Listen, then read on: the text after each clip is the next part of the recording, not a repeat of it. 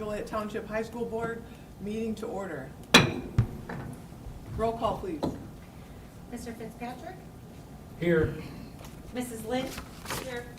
Mrs. Guerrero-Numer? Here. Dr. Huntington? Here. Mr. Coffey? Here. Mrs. Stiff? Here. Mr. Kennedy?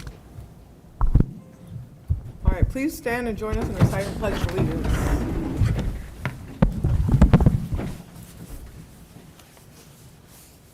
I pledge allegiance to the flag of the United States of America and to the republic for which it stands, one nation, under God, indivisible, with liberty and justice for all.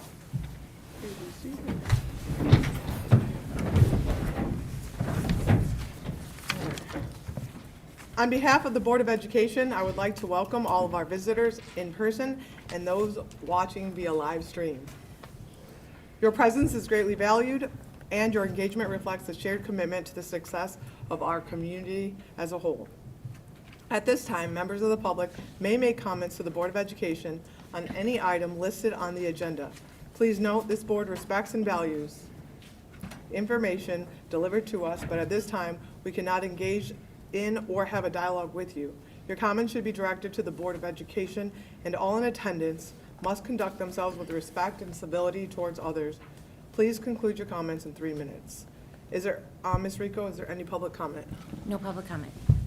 Thank you. Seeing none, we will now go into consent agenda. May I have a motion or an amendment to the consent agenda? I make a motion to amend the consent agenda to remove Hopewell Schools from the check register, please. Thank you. May I have a motion to approve the remaining consent agenda? Oh, Oh, we need a second. The motion on the table. Thank you. may I please have roll call? Mr. Coffey? Yes. Mrs. Stiff? Yes. Mr. Fitzpatrick? Yes. Mrs. Lynn? Yes. Mrs. Guerrero-Numer? Yes. Dr. Huntington? Yes. All right. We do not have recognitions or awards to share for this month. I hope everyone's at home staying warm. Excuse me, Mr. President, Vice President, we need a motion for the remainder of the check register, please. Oh, may I have a motion for the remainder of the check registry? I make a motion to approve the remainder of the consent agenda. I second. Thank you. Roll call, please. Dr. Huntington? Abstain. Mr. Coffey? Yes. Mrs. Stiff? Yes. Mr. Kennedy? Oh, I apologize. Mr. Fitzpatrick? No. Mrs. Lynn? Yes. Mrs. Guerrero-Numer? Yes. Okay. Okay. Now, we do not have recognitions or awards. We will now move to action items. Superintendent reports. Just kidding. We will now move on to superintendent reports. It's This is okay. not going to the strict script that I wrote down for myself. That's okay. That's okay. Okay. That's okay. That's what we're all here for. So I'll go through the superintendent reports then. Yes, please. So there's no legislative report, but I just want to bring everyone's attention with correspondence.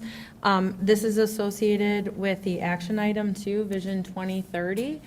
So within the board packet, there is action on the resolution for Vision 230. I know, or 2030, I should say. I know I've sent information, but just as a reminder, we've been getting information from the Illinois Association of School Administrators, Illinois Principal Association, Illinois Association of School Boards, Illinois Association of School Business Officials, and many others who came together and are supporting the Vision 2030. And so that recommendation is in your packet today. I'm happy to answer any questions, but really looking forward to learning, predictability of funding, are some of the pillars within Vision 2030. And again, if there's any questions, I'm happy to answer those. And then we will move on to, we have multiple presentations this evening, and so we'll start off with our Parent-Teacher Advisory Committee presentation. And we have Mr. Brett Markham and or I should say, Dr. Brett Markham. So we'll have to fix that. Right? Dr. Brett Markham and Mr. Steve Locke are assistant principals at both schools. Remember, this is an annual report directed through board policy.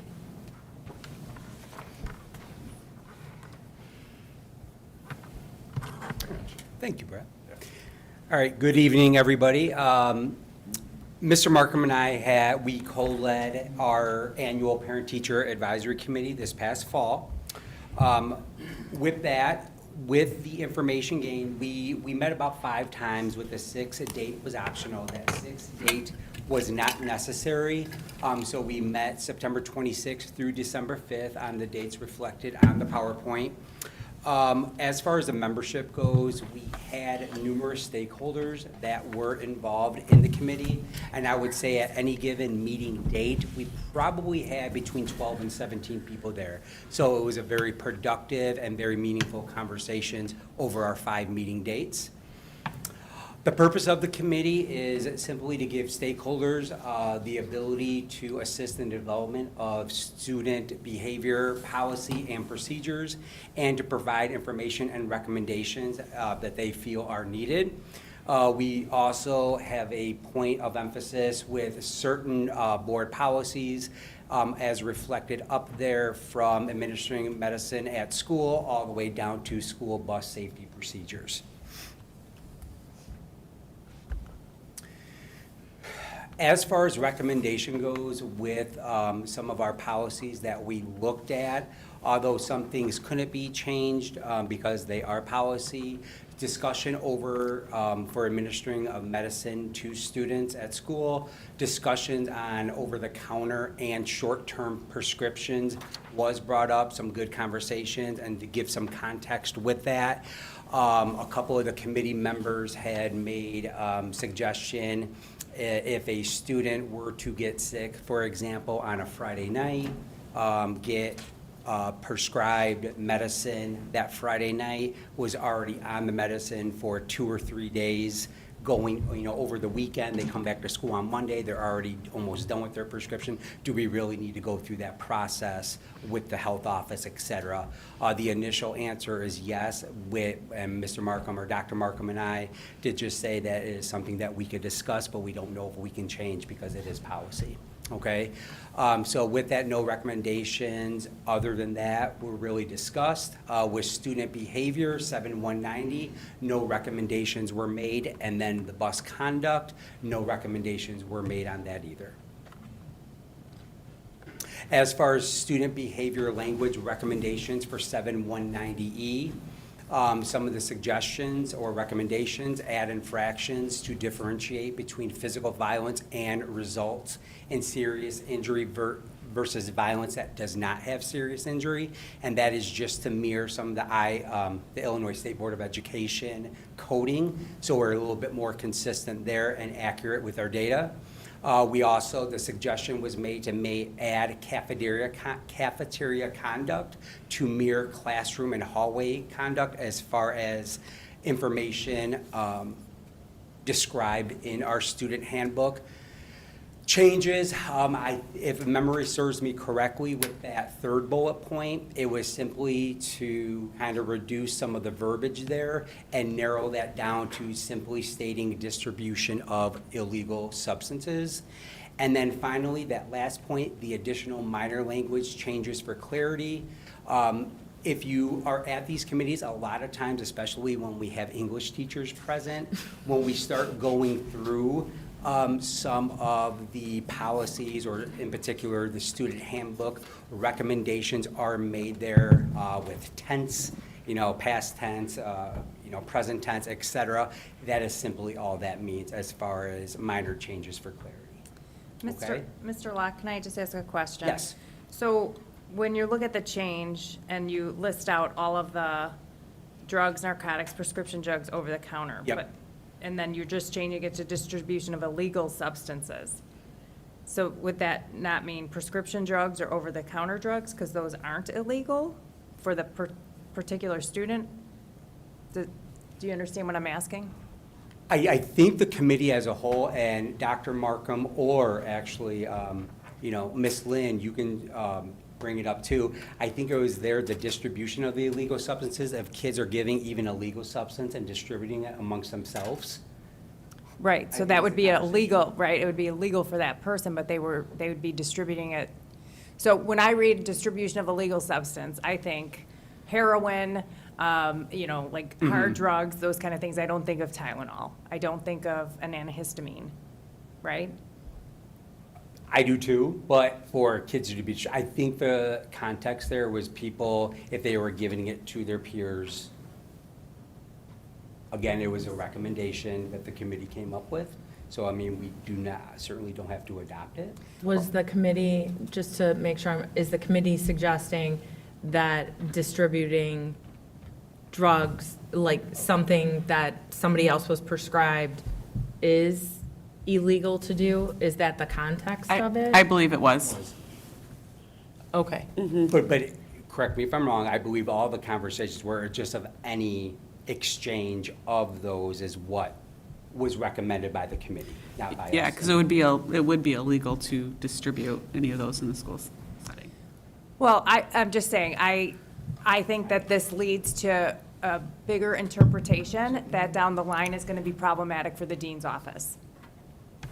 Is it the semantics, so do we need to move the word illegal to in front of distribution? So illegal distribution or unlawful distribution of substances? Because that's the way it's sounding. Yeah, that's what I think they're trying to intend.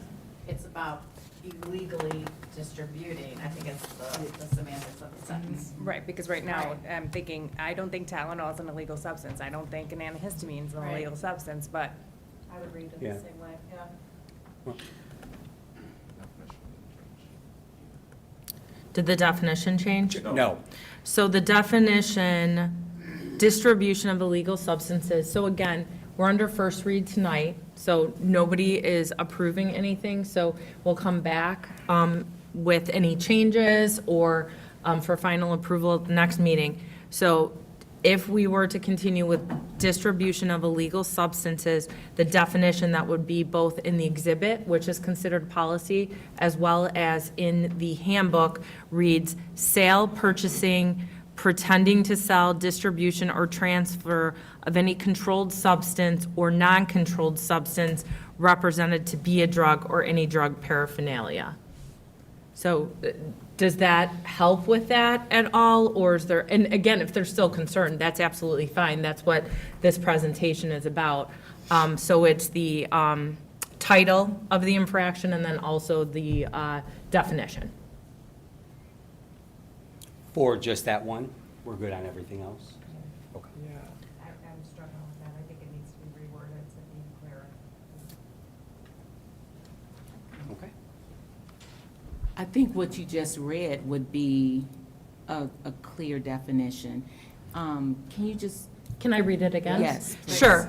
And it's page 2 of the exhibit, which is under new business, so it's actually in the board packet, and it's located on page 247 of your board packet. But the definition is sale, purchasing, pretending to sell, distribution, or transfer of any controlled substance or non-controlled substance represented to be a drug or any drug paraphernalia. unlawful distribution of controlled or uncontrolled substances? Of I don't know. controlled substance or non-controlled Yes. substance. So that would be like Tylenol, the non-controlled. Non-controlled? And again, these are recommendations to the board. The board has the ability to amend a recommendation or to not approve a recommendation. I believe the thought, if I'm understanding, is that that title was very wordy. And so the thought was to make the title clear, but then it also has to be looked at with a definition. Well, kind of like Diane said, either illegal distribution, or if you even put unlawful distribution of substances, or something akin to that. Would the board, just for discussion, would the board feel more comfortable with unlawful distribution of substances? Would it, just kind of bouncing what everyone's saying, what about unlawful distribution of illegal hyphen, or, hyphen, not hyphen, backslash, thank you, legal substances? So that way it kind of covers what Dr. Huntington is saying about like Tylenol. So it says legal, illegal substances, and then the unlawful distribution. That would make it a lot clearer to do both unlawful distribution of illegal or legal, illegal/illegal, yeah, that would make it clear. I think illegal in front of substances is what the problem is. I think if you move that to illegal distribution of substances, it's a little clearer, or, Or the word unlawful, Yeah. sounds better. I know you don't want to have a 10-word title, so I just think illegal in front of substances is what's causing me the concern. No, that's great. So how about we will talk on what we think might be a recommendation that might work, and we can send that to the board to review, and then we can get your feedback, and we could be prepared to still take action in February? Does that work? Yeah. Okay. I mean, on that, there could be other things that you have questions about. So then the second half of our presentation, I'm just going to go over one of the main pieces of work that our committee had this year was aligned with Action Plan 1.5, specifically Step 6 of the strategic plan, which talks about leveling behavior infractions within our student handbook. So kind of just to go through the process, because it's been multi-years, we've been trying to work on this, I feel like forever. So we started last year in an initial conversation with our parent-teacher advisory committee, doing research into other school districts who already have leveled behavior infractions in their student code of conduct or student handbook. There's a list of some of the schools we looked at, some locally, some larger schools nationally. And then after that, we convened a small group of internal staff to look at it and kind of work through some of the logistics. So when you're in the parent-teacher advisory, it's a bigger group. Sometimes it's hard to get a lot of specific work done, so we started that process to have a draft. Move forward to this year, we worked on updating the draft that the small committee worked on with the parent-teacher advisory committee by going through definitions of infractions, as we were just doing with the board here. Sent that out to all stakeholders through Christine's office to get feedback. We got a number of responses, 24 from parent guardians, 10 from staff members, 2 from students. Mostly positive, talked about it looking clearer. We had a meeting, this was my favorite part of it, with the student advisory committee that Dr. Guzman and Ms. Listman are meeting with, is it every SIP day? Here at the district office. That was a lot of fun to get their feedback and their input. We reviewed it again with the parent-teacher advisory committee, implemented the feedback from all those groups into the plan, and we're here presenting it to you all tonight. Some of the feedback that we got from, it's up here, different opinions, different things that were brought up about level 4 infractions being something that should never be allowed, dress code, cell phones. The student feedback was, it's always fascinating talking to the students and seeing what their thoughts are. My favorite thing to talk about at Julia West is parking, so they had to bring that up. We had a good conversation about the definition of chronic and severe. What do those things mean? And I think as we get more into using a leveled handbook, it's probably something that we'll work on defining more as we get into it. Asked a lot of good questions. There was a disagreement between the students in, is vaping or using tobacco the same level of severity as THC? They were kind of split, but it was a good conversation. And then a lot of talk about how some of the behaviors impact everybody else in the school. So then the last 4 slides are just a breakdown of what the leveled behavior fractions look like. Up at the top is a definition of leveled behaviors. On the left-hand side of the chart is the types of incidents, those definitions that are in 7190E, and then responsive actions that can take place to address those behaviors. Okay, so level 1 typically is a behavior that can be addressed in the classroom in the moment with some redirection. Level 2 this is now where we're starting to refer out to the dean's office for some support. Maybe there needs to be like some time for a student to process what took place, to work with the staff member. Level 3, now we're getting more severe, right? These are things that we currently would consider severe infractions. When you get look at the data with us, you start to see here the difference between without physical injury and with physical injury. We just took that definition straight from ISB, and that's clarified in here. And then level 4 is our most severe types of infractions. These are typically things that are illegal, right? They're criminal at this point. Any questions about level behavioral infractions? Can you go back to that slide? Yes. Just because you have it up there and it's the student behavior incident, how would the board feel about distribution of prohibited substances? Because you're not allowed to have certain things in schools, so distribution of them would, because it's an example that's up there, so it sparked, would the board be okay with that as the? Does, and then we still have the same definition, because I think prohibited, like, makes it a little clearer. And it is associated with, education that we'll have to do, to make sure, but we do that every year when we tell kids what they're allowed to have and they're out of school. So then we'll make that change to the recommendation and we'll bring that back. I Okay. think that's a good coverall. Does that work? Works out. And it's already in there. Good Yeah. typo. Perfect. Okay. Any other questions for us? So subconsciously, somebody else was thinking. Yeah. that. It's like we had that internal conflict trying to Right type it there. out. Yeah, yeah. So just as a reminder, the policy, which is the exhibit, it's under new business, like all policy changes are. So it's there. If you see anything else you have a question about, please reach out to me and we can look into that. Otherwise, we will bring that exhibit back for recommendation and approval at the next meeting. And then I just want to say, because these conversations, and I know you feel like this took forever for us to get here, but I just want to thank both of you and everyone who participated. And I know, Ms. Lynn, you were on the committee too. Dr. Huntington, I believe you were on it last year. And I know it's been an ongoing conversation. So just thank you for everyone involved, because this was not easy. Yep. Thank you. So our next presentation is our JTHS student attendance update. And this is also associated with Action 3.2. So at our school report card presentation, myself and our principals presented our information, and one of the topics was attendance.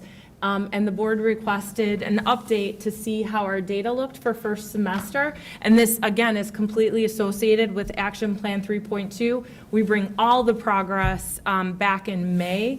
We won't redo a presentation for you, don't worry about that. But this is associated with both, so that's why that's indicated in the title too. And our principals are our leaders of that action plan. So, thank you. Thank you, Dr. Guzman. She has covered the first 3 slides. I can't help myself, right? I'm sorry. It's totally fine. Good evening, everyone. This is an update, as Dr. Guzman shared during our presentation of our school report card. The question was raised of where we stood at that current time with our chronic absenteeism, so we thought it'd be best at the semester to give an update on not just where we stand as far as our data is concerned, but also speak to the things that we have been doing during first semester. So as a reminder, yes, this is a part of Action Plan 3.2, in which Mr. Hallahan and myself, I almost called you Dr. Hallahan, and myself are leads. And Action Plan 3 has a specific result of 90% of attendance for our students or greater by the conclusion of our strategic plan. So as a review, you've seen this data before in our presentation for the school report card.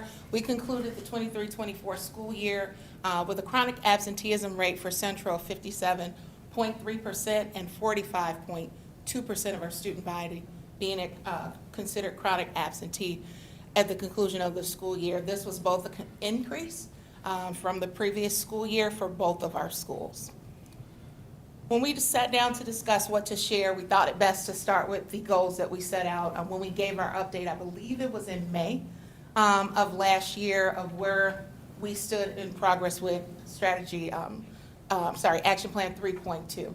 At the conclusion of our presentation, we spoke to 3 areas that we would focus on for this school year. And that was, 1, continuing to build a culture of attendance through our communication, expanding what we communicate to our families regarding the importance of consistent attendance, also solidifying clearly who is responsible for what. So delineating the responsibility of who's going to respond to all the different portions of attendance. And then in addition to that, we had shared that one of our biggest struggles last year was our part day absence, creating a plan on how to address that. And those part day absences are students who are in our building at some portion of the day, but they are not attending for the full day. Oh. Thank you, Mrs. Parker. So as she mentioned, the first area of focus was communication, or it continues to be communication. And from my perspective, this is something we've done a good job of for many years at the beginning of the school year, talking about the importance of attendance, but I think a lot of the growth has come in that it's a message that is more consistent, and we do it throughout the year through various means that we're going to discuss. And these are just a list of some of the ways that we communicate to families the value of attendance, from the back-to-school messages that come from Dr. Guzman, Mrs. Parker, and myself. Orientations for both parents and families. There are always a few slides on attendance and the importance of attendance, even some data around that. Welcome Back Week, when our students come back to get ready for the upcoming school year. Parent orientations, which I mentioned, and Dr. Guzman does a great job of, at community meetings, if you're ever at JRAC or State of the District or any event where we have our community partners and members of our community there, almost always she includes a note about helping us out, that it takes all of us, and please emphasize the importance of coming to school on a regular basis. So those are just a few of the things that we're trying to do in the area of communication to make sure that families and students understand how important it is that they attend as often as they can.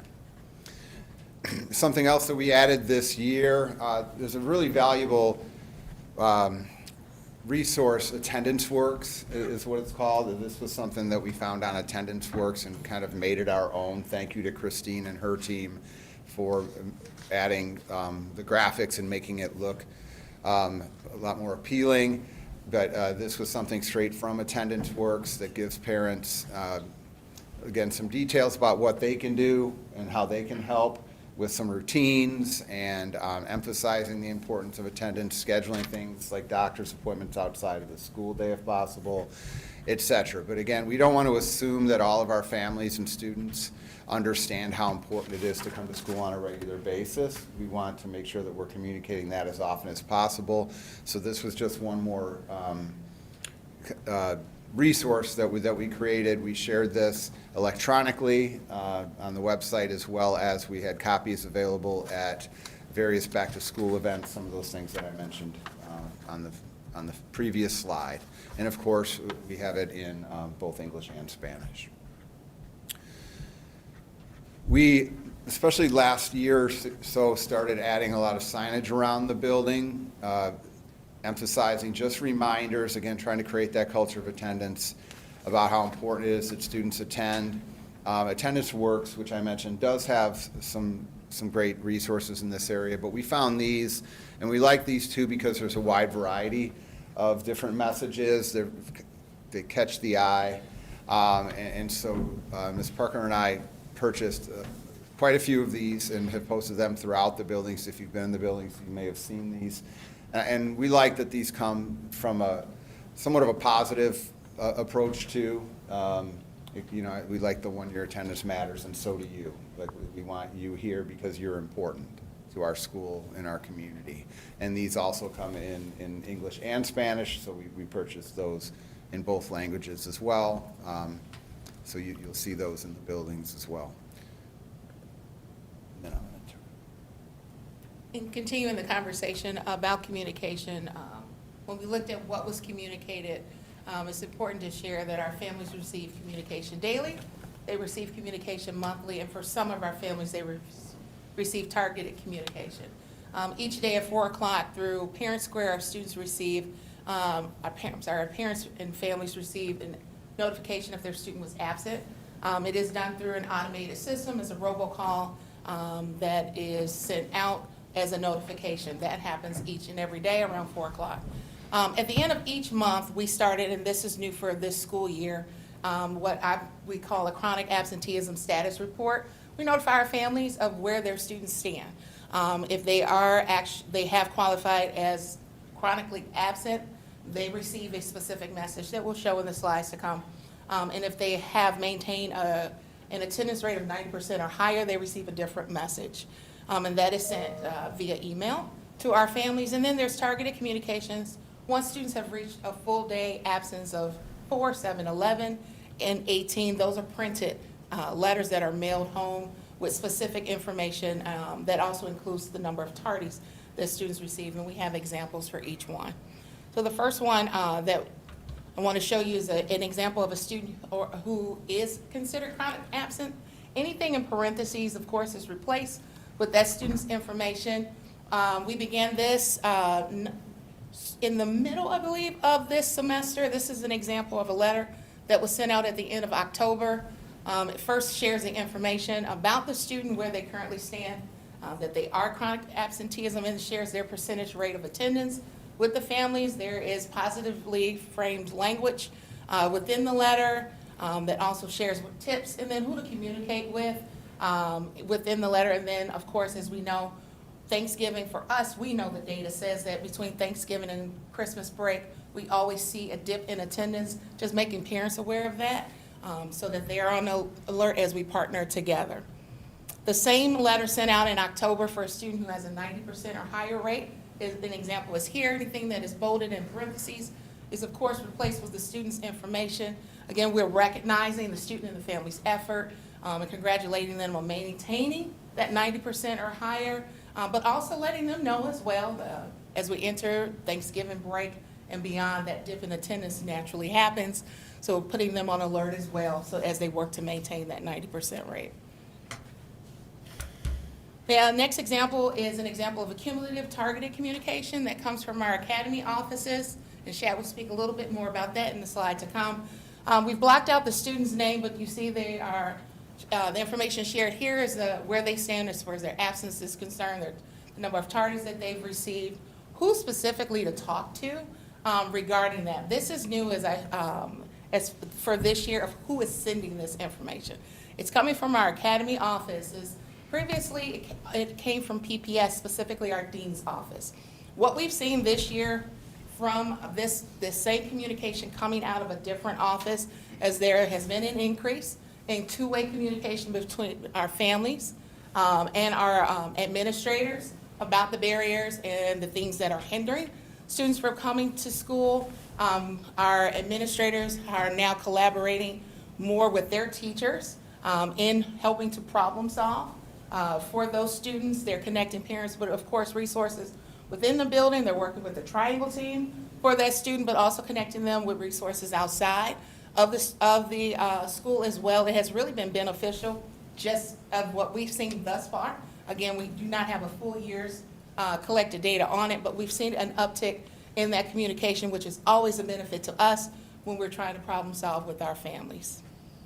So do they put this communication like in the PLP? Are they Yes, tracking how many? automated, Okay. automated, so that, and within our PLP, as you know, teachers can see, members of PPS can see what communication has gone out. I think it's also important to note then there's that connection to MTSS, and I know we're going to see that presentation later. But our academy coordinators are grade level leads for MTSS, so it's also bringing information together. And we're seeing some positive things with the data, but it's only halfway through the school year, so. And I would say, coming out of a different office, deans get a bad rep as being immediately associated with discipline, negative. Coming out of a different office, it has a different tone, and parents, it seems, are receiving it in that way.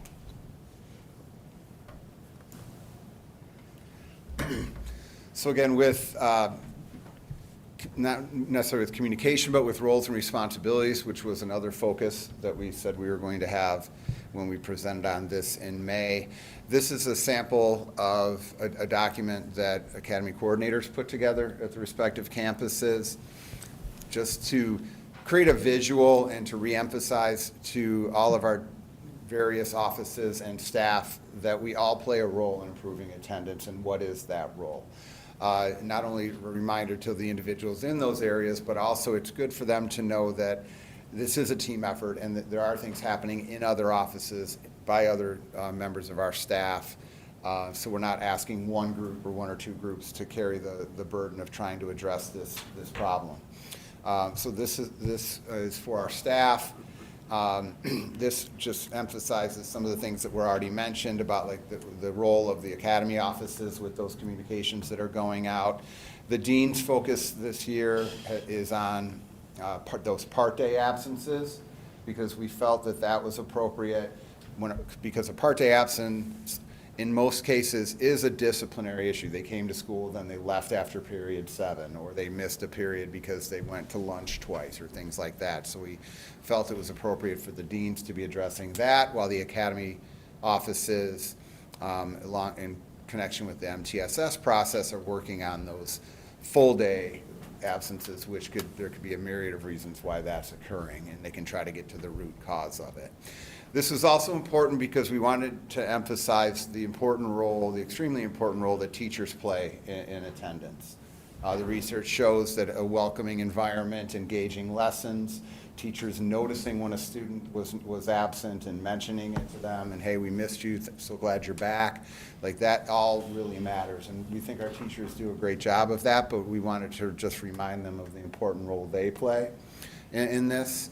And then while our administrative team is overseeing all of these processes and supporting each of these different groups in this work, we also wanted to remind the board that all building administrators have a growth goal in our evaluations connected to chronic absenteeism and reducing those numbers, and that the goals are disaggregated by subgroups. So we are all in on this as well. We've been tracking this data and looking at how we're doing. We're going to share some of that data in a moment, but we wanted to just mention that we also, of course, play an important role in this too.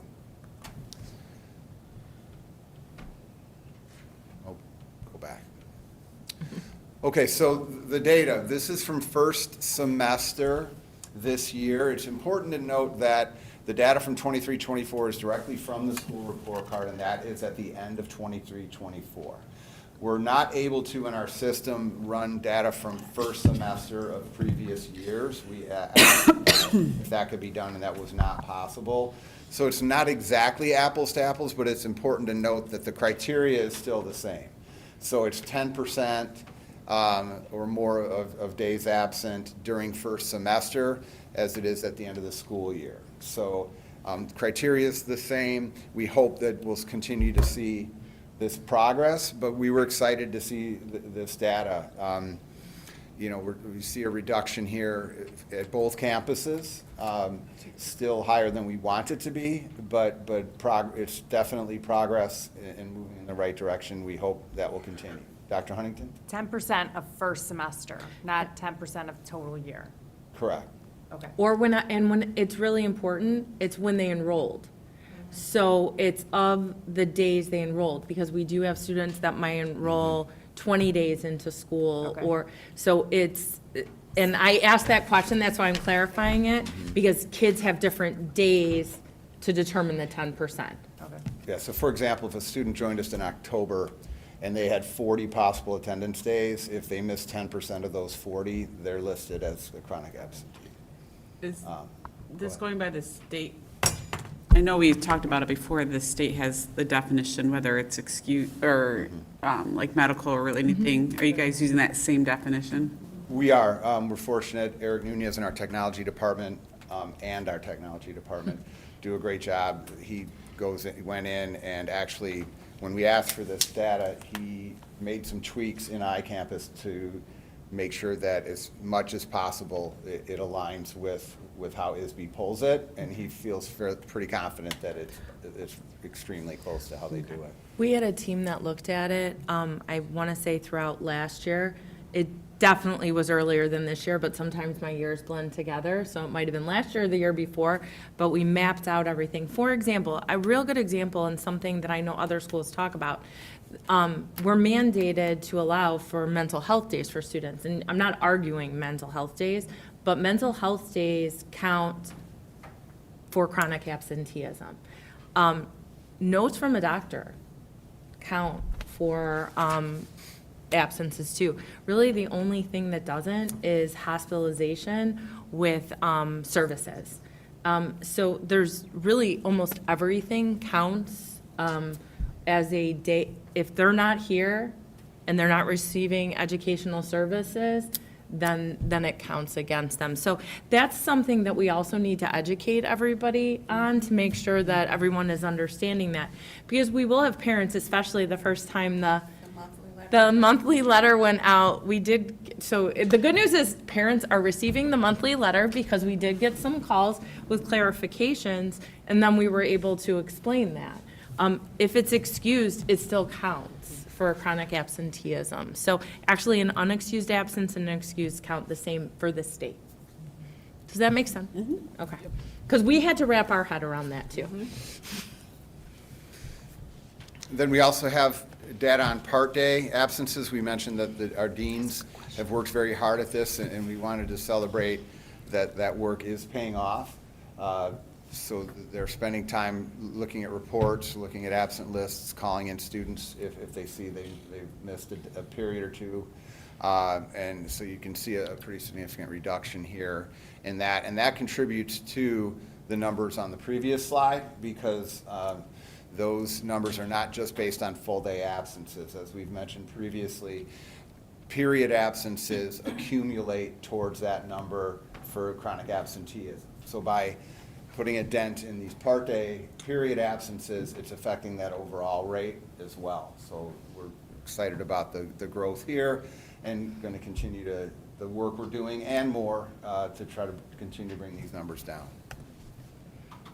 So where do we go from here? We continue the work that we're currently doing.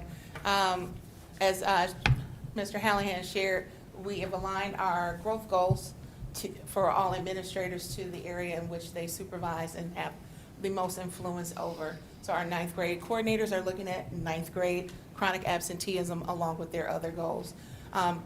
Within that, we've built into our monthly calendar data days that we're specifically looking at this target for all of us. On top of that, ongoing monitoring of data, which also includes the processes that we've put in place.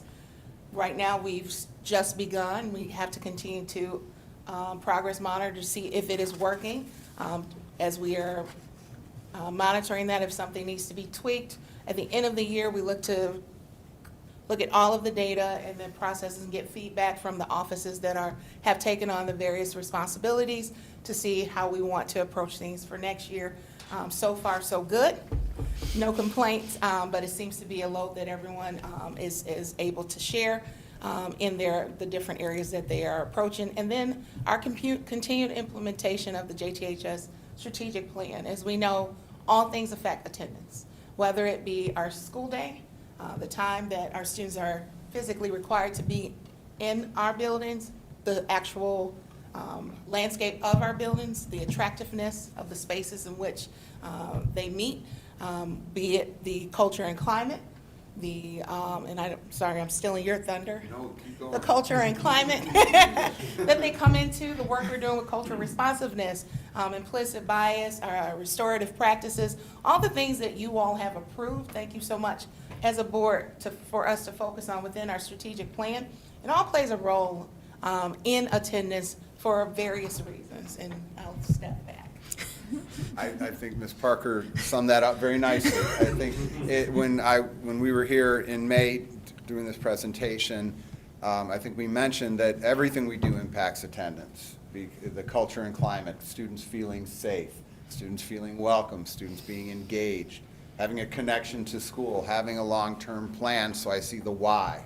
And those are all things in here. So the work that we're doing specific to Strategy 3.2 and trying to focus on improving attendance is valuable, and we're going to continue that work, and we're glad to see that at least after one semester there's some growth. But we also understand that as we continue to implement these things and just continue to improve the experience for all students, that's going to also have an impact as well.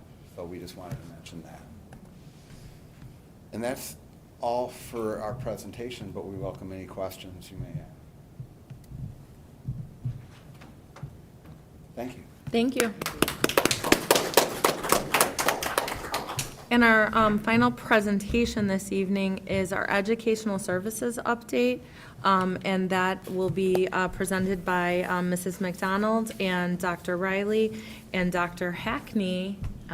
So we're excited about our presentation. Thank you. We'll move it right along. And thank you again. This is our semester presentation. We'll do one again at the end of second semester in regards to some of the work that we've been doing in the Office of Educational Services. So I wanted to start off with the who. So a lot of this work can't be done without our multiple teams district-wide. I want to start off with our building teams, so that includes our teachers who have release time on each grade level, our grade level administrators, and you saw their role with the attendance, but they also have that impact with the academics, and they are interconnected. The new addition of our 2 assistant principals for teaching and learning, and I thank the board for approving those positions last school year. They've made a huge impact within everything teaching and learning, and you'll hear that throughout today's presentation and upcoming presentations this spring. They work weekly with their teams, and they have, I would say, caseloads for each grade level. We also have a district team. It's myself and the 2 assistant principals.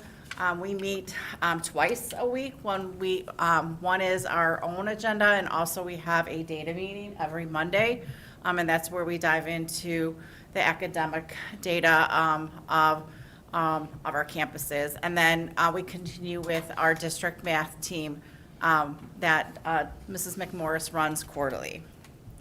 The how has many components of how we get things done, from having our learning labs within the buildings. They do progress monitoring in multiple programs within Infinite Campus and Panorama. Our MTS teams do learning walks on a weekly basis. We provide professional development for the teachers and the grade level teams. The district team does a lot with our data reviews, and we have an established MTSS playbook. And the district math team makes sure that our core math classes have the resources that we need, and the professional development created for our classroom teachers. And you'll see the impact of that within some of our math data. And then the data. We're fortunate to have access to these very robust programs, from Panorama to Renaissance Star to IXL. These are recommendations and platforms that our teachers have asked for, our administrators have asked for, and we use them on a regular basis. So when we go into talking about our students and the different tiers, I just want to emphasize and just remind the board that we are responsible for providing Tier 1 instruction to all students. So when we talk about the English curriculum or the math curriculum, that is for all our students, and it doesn't matter which level that they need. And then when we talk about Tier 2, some students need in addition to. So I'm a student in my English class, and I'm not making adequate progress. I need additional supports. So I may need in addition to, and we identify those Tier 2 supports. And then if I'm still not making adequate progress with Tier 1 and Tier 2, I may need in addition to Tier 3. So we have those supports for our students. And in a typical school, 80% of our students should be successful with just Tier 1. And then 15% of our students may need Tier 2, and the smallest should be Tier 3. We are making progress with that. We are not at that 80, 15, and 5, but we are making shifts within those categories where more of our students are benefiting just from, which is great, our Tier 1 instruction. So I'm going to turn it over to Mr. Hackney, and he'll talk about the work that we've done with Tier 1. Good evening. One of the things that has been powerful for us this year is looking at the strategic plans, specifically Action Plan 1.4. Step 1 of 1.4 asked us to put some language to an instructional identity for the district. And so last school year, we were able to pull together a group of instructional coaches as well as our AVID trained teachers. I'll talk about AVID a little bit in just a second here. And we spent last year really at the whiteboard looking at our strategic plan in terms of its mission statement, in terms of our district values, what it is that we believe. And from there, really spending the time to put language around what good instruction looks like for all students at Joliet Township. Once we had that language together, we came up with a visual as well, and this is something that we're excited about, and quite honestly, we like to show it before we do any kind of professional learning or any kind of presentation on why we're doing something in terms of instruction for the district, because it really captures, again, that language behind what we think good instruction should entail, and really gives us that why of, why we're going to be going down the path of maybe implementing some changes or learning some new things about instruction. So you can see just briefly up here, we emphasize high expectations, we emphasize high levels of support, asset-based thinking as opposed to deficit-based thinking, engaging in equitable experiences, scaffolding and responsive instruction to student needs, targeted feedback, research-based professional learning, post-secondary readiness as an emphasis, and collaboration in the classroom and among staff as well. Now, as we've worked to kind of carry this vision into to being, we then got more practical. And so we started talking as our teams about, okay, we have our philosophy, we have, kind of big picture what it is that we think good instruction should look like. What does that practically kind of break down to in the classroom? And so we worked together as well to put out some instructional norms for this year. And essentially, that was a one-pager with some language for teachers to basically lay out what the beginning of a lesson, the middle of a lesson, and the end of a lesson that's a highly effective lesson should entail. All echoing back to, again, that instructional philosophy. And so we're seeing that language repeated kind of throughout the process of philosophy and then also in practice what it looks like to carry out a good lesson. The next step that we're really excited about is what we're actually working on this year, and that's putting an instructional playbook together with specific strategies that teachers can go to and utilize to make sure that they're fulfilling the instructional norms that we've laid out, as well as capturing the instructional philosophy of the district every day when they're in front of students. Where AVID comes into this is AVID is an organization, as we presented on before to the board. AVID is an organization that gives us resources and some systems to think about our change processes. And so as we sort of look to the next 3 to 5 years, and we think about what changes do we need to make to support all students to be successful, we have AVID there to support us with really some resources and playbooks that we can use and implement right away within our work. One of the ways that we've begun to already do that is with our elective classes, and essentially connecting the elective classes to ensuring in that Tier 1 level that all students, again, are getting what they need to be successful. And so the elective just provides that opportunity for students. It provides, as Shed and Takara talked about, it provides an opportunity for students to be seen, to hopefully build a community where they have some collective efficacy and believe in each other and grow together and learn together and are challenged together. And the idea being that as they work together in that elective class throughout the year, they're more successful in their core coursework as well. That's all at the Tier 1 level before we even get into any kind of Tier 2 or Tier 3 supports. So all students are in an AVID elective? students who are enrolled into that Avid elective have that support, Not all students. not all students. So what's the percentage of students in the Avid elective per grade level? So I would have to pull those percentages, but we were able to run a few different elective sections this year. I want to say at the 9th grade level, we had 2 sections at West, was it 2 at Central? And 2 at Central as well. So then And wouldn't Avid be a tier 2, since you're identifying students that have that need, and so that would be an additional It was- support? Yeah, It is, but it was open to everybody, and we're not forcing it because of the choices within the schedule and everything, but we're trying to educate. So the answer is absolutely what you're saying. It's not a requirement, but we're taking some of those practices too and putting them in other places. But the elective, it's an elective at this point. It's not a requirement. yeah, it runs as a full year course elective for those students. And in addition to that elective, one of the things that we're excited about as well is, and maybe Dr. Huntington, this might speak to that question a little bit as well, the targeted supports that students in that elective class receive. Avid provides us with a roadmap for moving school-wide with those. And so the hope is that kind of in that like 3 to 5 year range or so, we can start to see those kinds of supports implemented in more courses as well throughout the buildings. I'm going to hand it over.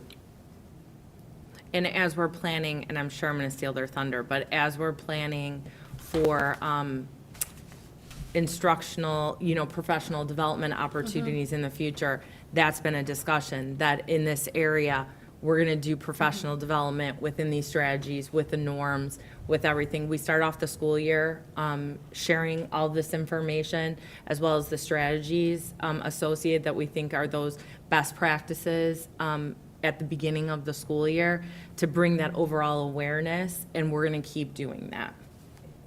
I'm sorry for asking, but is this similar to SIAP training? I know we had several teachers over the course of the last several years go through that intensive SIAP training? SIAP is specific to serving our bilingual students, but the instructional strategies regarding language support and academic support are similar to AVID instructional strategies. So as we're learning more about AVID, we're seeing a strong connection between those language strategies that we've been teaching our teachers to support our bilingual students. Okay, thank you. You're welcome. And just to let the board know where we are with our Tier 1 for all students. So these are we have the core classes for graduation. We have standards-based curriculum with common district assessments, formative and summative. We have common redo expectations for relearning and retaking assessments. We do offer online tutoring in all core areas, and both campuses offer writing labs and math labs at both campuses during the lunch periods. We did pull the online tutoring data. This is funded through one of our federal grants. This is you can see the areas between English, world language, math, and science. Math is represented, and it's a high need for our students, and we're glad to provide this.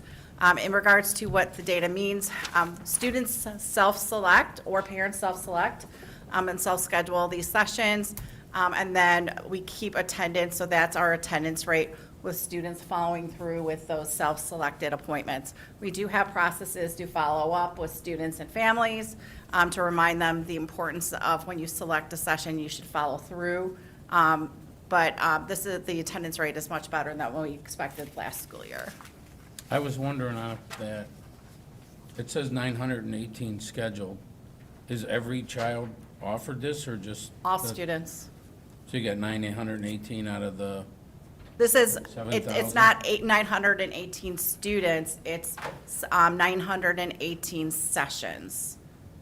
So Okay. 918 appointments. and when do they do this appointment? After school, evenings and weekends. So it's at their leisure? They sign up and then the teachers have available schedules. Oh, okay. We started this during COVID, and it was well-received by students and teachers, so we continue with this, and it is funded out of one of our federal grants. The after-school grant, it used to be funded out of the ESSER grant. And when we got the after-school grant, we were able to then, we were going to still put it in Title I, but when we got that grant, we were able to not put restrictions on it. And then, Mr. Fitzpatrick, it is available to all students. These scheduled sessions are based on what the students' parents feel the student needs. It's well received by the parents also. Honestly, I've approved this and I know it's there, but then to have my child experience it was absolutely amazing. And then, it even gives another perspective of a teacher teaching it, and just, Sunday at 2:00, I'll log on for her tutoring. And I was amazed by that availability for all of our students. And, that not having to get my child a tutor or something like that, is an amazing service that we offer to all of our students. In addition, like through our MTSS process, we did notice, there was a need for things during the school day. So we do have writing and math support available during every advisory period at both campuses. Students can report directly to those areas. We have the scanners, so their attendance is accurate. And you can see that, especially in our math area, it's a very popular support for our students within the school day, with at Central being the most popular, being fifth period geometry. It's a sold-out standing room only on a regular basis there. Our building MTSS teams also manage and maintain watch lists at both campuses. We have a couple indicators that would trigger a student potentially being put on a watch list. Some of those things would include attendance, their STAR score, their credit situation, teacher recommendation, triangle team recommendation. As you can see, we've had multiple touch points along the 4 grade levels. And the main purpose of these watch lists is to make sure students don't fall through the cracks, and that they're connected with the support or the intervention that they need to be successful and get back on track, because that is our #1 goal for students to be on track and graduate. The reason why that far right column has a green thumbs up little icon there is you might look at that at first and be like, why are you celebrating 28% of your students being on track? Almost all of these students, when they enter a watch list, are off track. That's one of the main things that get them on a watch list. So you're seeing that after just a semester of work this school year, we're seeing a significant amount of students back on track, and we're making sure that they're not falling through the cracks. And if they are in need of more intensive support, we can get them up. We can refer them up to our triangle teams or our BHT if necessary. So recommendations for next school year, we are recommending additional release time provided to the 9th grade team for each campus. This will come in a memo that you'll be approving. I want to point out that the focus would be focusing on our multilingual students at the freshman level. We really want to we know freshmen on track, and freshman is a critical year. So we want to add additional support to that MTSS team at each campus with a focus of adding additional support for our multilingual students. Professional development, will be sending a large team to the Avid Summer Institute with a focus on our 10th grade core teachers, our Avid elective teachers as we expand into grade 11, and our leadership. Next year's school improvement days will be focusing, as Dr. Heckney stated, on our instructional norms and philosophy for most of our classroom teachers. And then next school year, new teacher orientation will include the implementation of our new instructional playbook. And I just want to share the recommendation for the .4 FTE. That would be coming forward as part of the staffing recommendations, and we do that presentation in March. Thank you. Now I'm going to move into our benchmarking data. This is what we use Renaissance Star for. So reminder for our board, we benchmark in all our English classes because it's a 4-year graduation requirement. And in math, we benchmark in algebra, geometry, and advanced algebra. We have 2 benchmarks done, so I'll be sharing the fall and winter benchmark data. So I'm going to start with math, and I want to point out to the board, there's multiple slides. I will walk you through the structure of the first slide, and then I'll go do a general overview of all the different areas. So I structured it by grade level and campus. So this is ninth grade central. You see the courses on the left from the instructional level to the honors level. Bilingual means that it's the core curriculum, but it's delivered in Spanish, and double block means that it's a 2-period algebra class. The number of students is the number of students that had a fall score and a winter score. And then the fall average is the average of that group. The winter average is the winter score average. And then the student growth percentile is calculated by the star, and it is calculated by the students within that group. So the students that fell into that range, that is their overall growth percentile, so the averages of that. Now, the colors, the growth percentile coloring is based on their growth percentile. Students are expected to have a 35 to 65% growth percentile. That's yellow. That's what's expected for students to grow. Green, they exceeded expectations. Red, they are below expectations. So for this slide, algebra instructional exceeded expectations for growth. This is an area that we've been working on. If you remember from previous, this is in red. So we've been doing a lot of work. And then the scores that are green, so 1130, 1134, those students that average met the benchmarks. Now, something new for this year is we delineated our honors benchmark compared to our college prep instructional. Honors benchmark, we moved it up to the 75th percentile. The expectation for that. The proficiency benchmark for our instructional and college prep classes was at the 50th percentile. So we did move that up for this school year. We're setting some lofty goals for ourselves, and we're pretty pleased with where we are, even with our lofty goals. So questions on the structure? All right. So I'm just going to highlight the areas that we've seen a lot of growth. Again, here is star 9th grade math west, 10th grade math central, 10th grade math west, 11th grade math central, 11th grade math west. And what I'd like to highlight is that we've seen some shifts in regards to our student growth percentile. Reminder for board, since I've been doing this, we were in the 30s, just making it to the yellow. Now we're at the verge of yellow to green.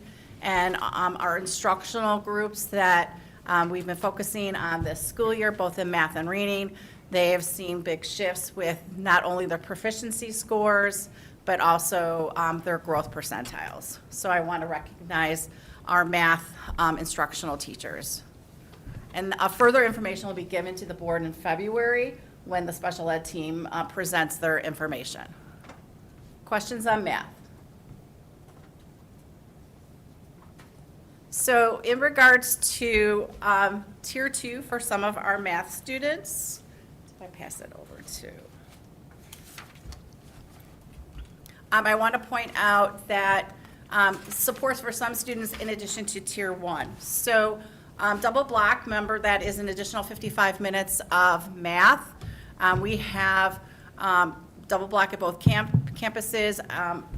Mrs. McMorris has provided the average passing grades in there. We also offer a learning lab for our students that are not in a double block math class but need additional support, and we provide that in their 25-minute academic advisory. Some of the data that we've collected. I just want to speak to this briefly. So again, this is our Tier 2 Learning Lab supports for students. So this is in addition to that Tier 1 instruction that they all receive. With the emphasis of trying to make sure that students are on track. One of the things that's exciting about this data, if we look to the far right of the graph here, you'll see the percentage of students passing math class. Central Campus, 89, 96, and 95. And then at West Campus, 95, 93, and 71. So those are students who, as a result, we believe, of being in the Learning Lab for that first semester, those are the percentages by which they pass their math classes. So very exciting numbers. And then we also provide math interventionists at both campuses. These are supports for our students in addition to Tier 1 and Tier 2. So I'm a student in double block math, and then I also work with a math interventionist. They push in or pull out. I mean, we have one interventionist at each campus. You can see their first semester, how many students they've worked with, and then their average IXL growth. 100 points is 1 grade level. So the average at both campuses is over 1 grade level growth for first semester, which is great, especially when you're working with students that I'm in two periods of math, and you're working with me. So they have a wonderful climate and culture. Within the math interventionist rooms, kids sometimes don't even want to leave because they've built great rapport with these two math interventionists. But I want to point out that Central has over 100 more students in double block math. So in future, potentially with future recommendations, we may be bringing a request for an additional math interventionist, which is on the next slide. So for next year, we're going to continue with our learning labs, our math interventionists, our MTSS teams, our math teams. But I will be bringing in the next couple months a potential request for adding a math interventionist at Central Campus.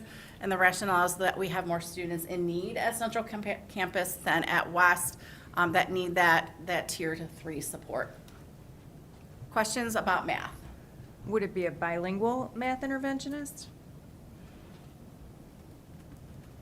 We haven't had a discussion about bilingual. I'm just wondering if the number of students, because of the increase, if they're more bilingual learners at Central Campus.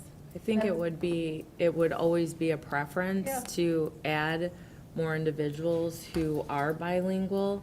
The issue is, can you find someone to be able to do that? But that would always be a preference. I also want to share, I know Mrs. McDonald thanked the board, and I want to echo that, with the addition and directly related to Action Plan 2.1 and the addition of our assistant principal position for teaching and learning. There's just so much work to do in this area, and I think having extra people that can focus on this, it's really, we've talked about it, it's really been essential, not just helpful, it's been essential. And then the recommendation, for the additional math interventionist specifically at Central Campus, we, as a principal, assistant principal, superintendent, assistant superintendent, we meet every Wednesday, and we've carved out time, and, for these recommendations, we came together as a team and talked through these things. And, I just appreciate, like West Campus is like, yes, Central needs that. Like, that makes sense. And so really working as a team and making it be very data-driven on what is needed, because we always want more, but we can't do all of everything all at once, because it has to be sustainable. So the positions and the people in those positions are doing an awesome job, and then working with the team has just been phenomenal. So I just want to thank the board for their support in that area too, because I think it's really an essential element to being able to do the instructional playbook and making sure that MTSS is functioning properly. And so thank you to the individuals, but also thank you to the Board of Education. Thank you. Thank you.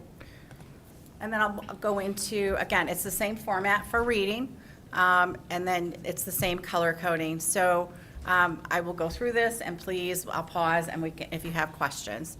So this is 9th grade Central reading, 10th grade West reading, 10th grade Central, 10th grade West, 11th grade Central, 11th grade West, 12th grade Central, and then 12th grade West. Again, I want to say, and I've said this to our instructional English teachers, previous presentations, a lot of these were red, and what we would expect in an instructional class is high growth and low proficiency, because we know our students are grade levels behind, and this is what we're seeing. So as the special ed team will present next month, we've updated, just a little preview, but it's because of our professional development with our teachers, our commitment to providing them the resources that they need, and really using the data to inform the professional development and the instruction based on our students' needs. So I'm really excited to share out next month what the special ed team has done. And then another resource that we use for all our students, and this is in English, social science, and science, is a resource called Newsella. It's an online platform. Teachers can go in and select articles, and they can adjust those articles based on their students' reading levels. It's very interactive. Because of our high use last school year, they asked to partner with us and do a research project with us.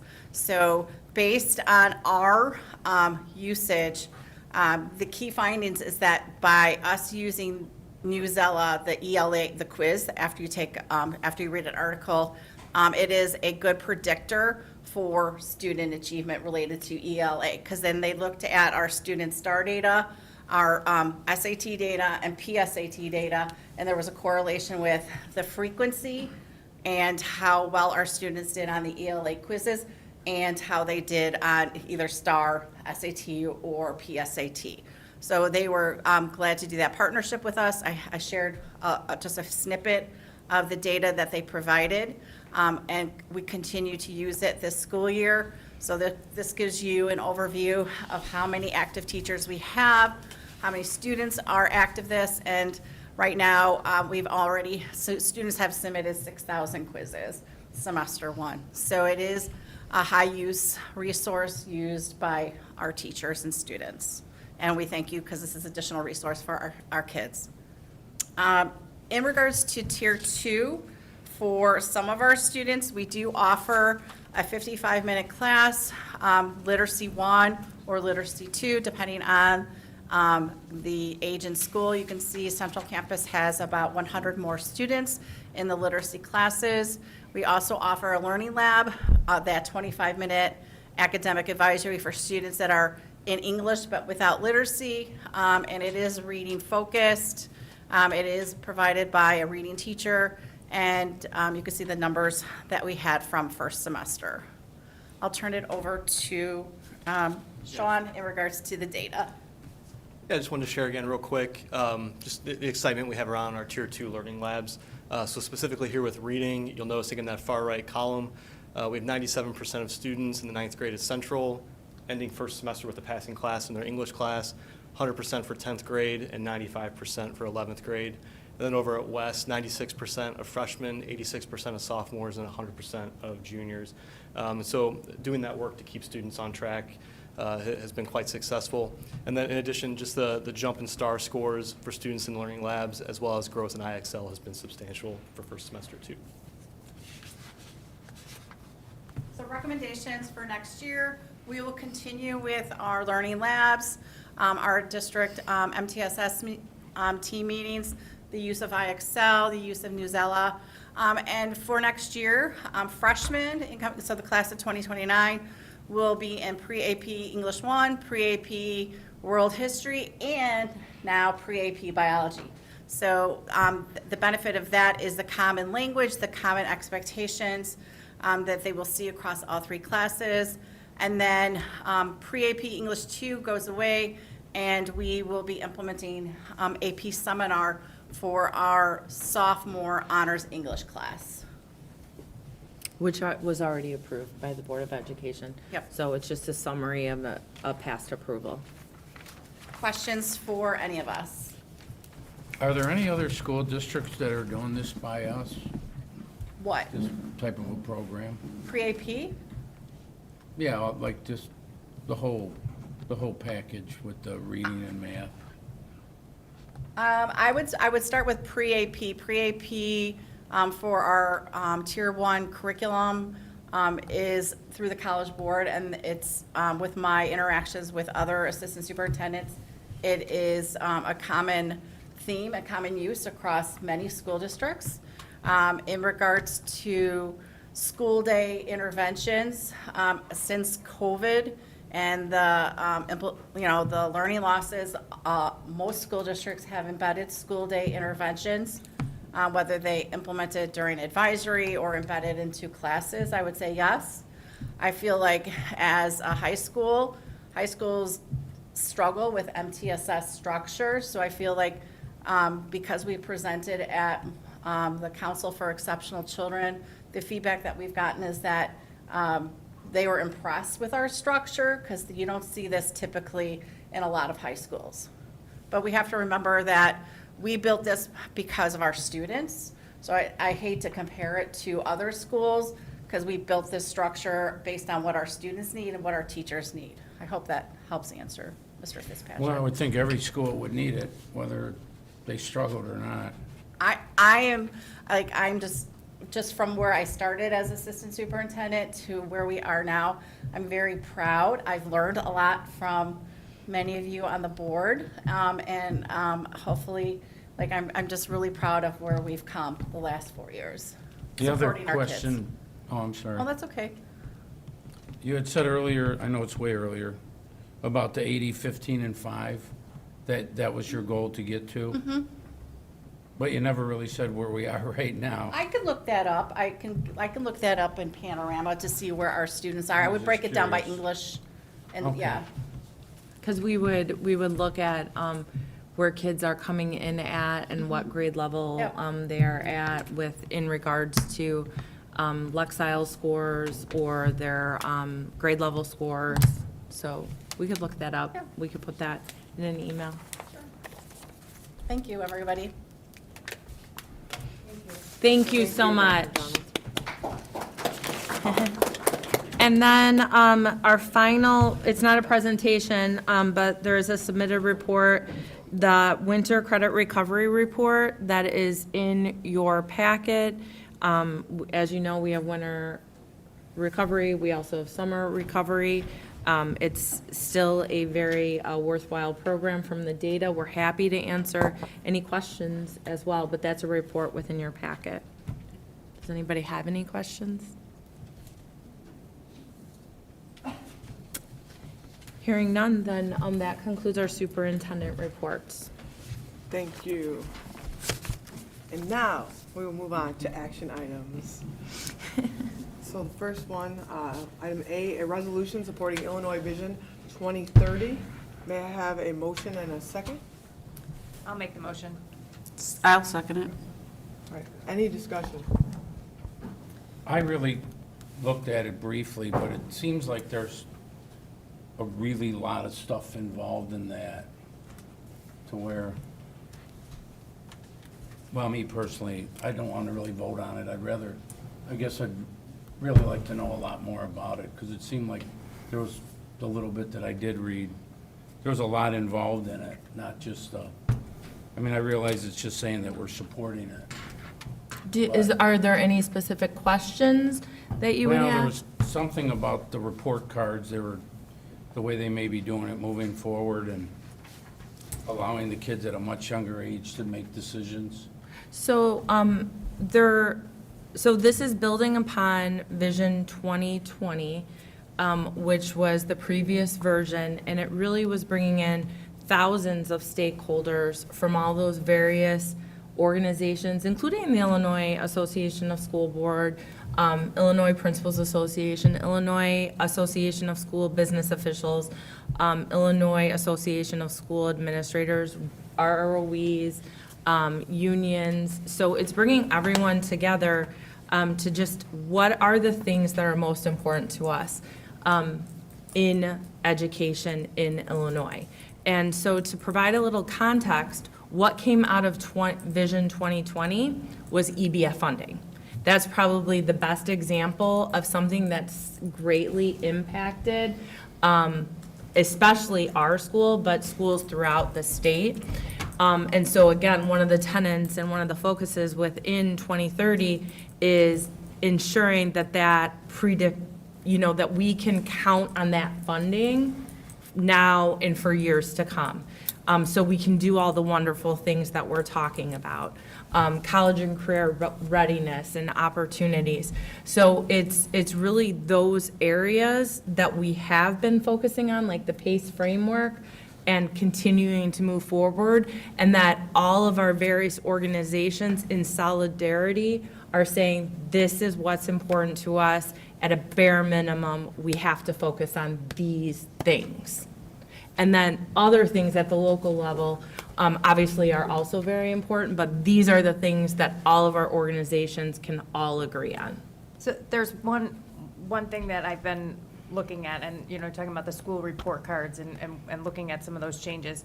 There's already movement to make changes, right? So now school districts can opt to go and use Panorama instead of the 5 essentials. That came very quick and very fast, and I think that's one of the things that they're recommending is looking at how we're currently gathering data in order to inform school report cards. And trying to get families to do the 5 essential survey usually eliminates the use of that data for most school districts. So the hope is that a smaller, more concise, user-friendly platform like Panorama could allow for increasing family engagement. So I think you'll see small but pretty drastic improvements as coming out of this recommendation.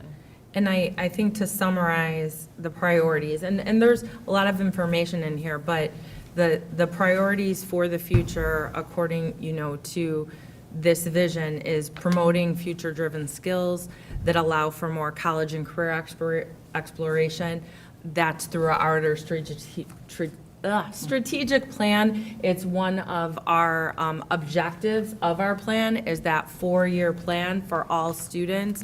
I don't think anybody would disagree with enhancing student safety and well-being. So that means physical safety, but also, mental well-being and supports in SEL, and then attracting and retaining a high-quality and diverse educator pipeline. That is pretty much word for word in our strategic plan as well. And then promote curriculum and instructional flexibility to meet the unique needs of local communities. I think the presentation today illustrates that different students need different things, and that layered in support, academic, emotional, is all things that we're already doing and focused on and that are important. So that would just be a summary of the focus of this. And then I know there's more information I've sent out to the board over the past couple months that you can also reference. I think I've sent it out a couple times. So if there's any additional questions, absolutely happy to talk about that. The resolution, all of the entities that we represent respectively through our roles, they were asking for adoption in December or January to really demonstrate that solidarity of what we want to focus for the future.